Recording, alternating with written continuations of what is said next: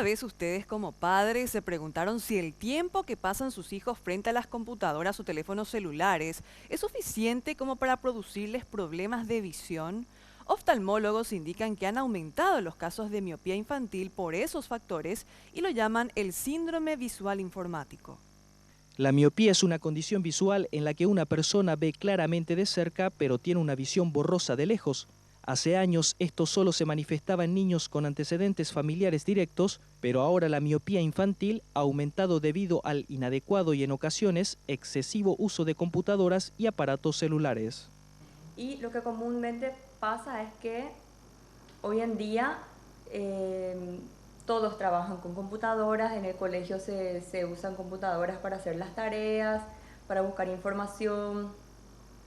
Y de la computadora o de la lectura, el paciente descansa, pero descansa y va a responder mensajes del celular. Entonces es, digamos, algo constante, visión cercana a visión cercana.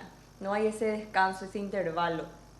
La sobrecarga de visión cercana por la utilización de la tecnología deriva una patología que los profesionales comúnmente denominan como síndrome visual informático, pero que también podría ser una miopía falsa. Es necesario tratar a tiempo. Porque muchos niños recién están empezando a utilizar. Entonces, hay que ir controlando en el tiempo para ver si es que eso se mantiene. Sí, pero en algunos casos sí. Si es que detectamos al tiempo y de repente el paciente solamente manifiesta que luego de largas horas de trabajo llega a la casa, le cuesta enfocar, descansa y el día siguiente, digamos, tiene una visión de nuevo normal, ahí estamos ante síntomas de ese síndrome.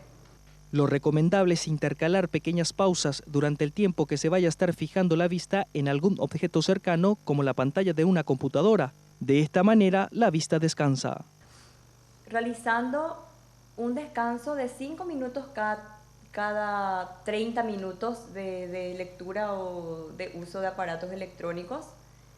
También es muy importante los controles periódicos, ¿sí? Para evitar que esto progrese, para que el niño goce de buena salud en el caso de que ya haya empezado a desarrollar una miopía.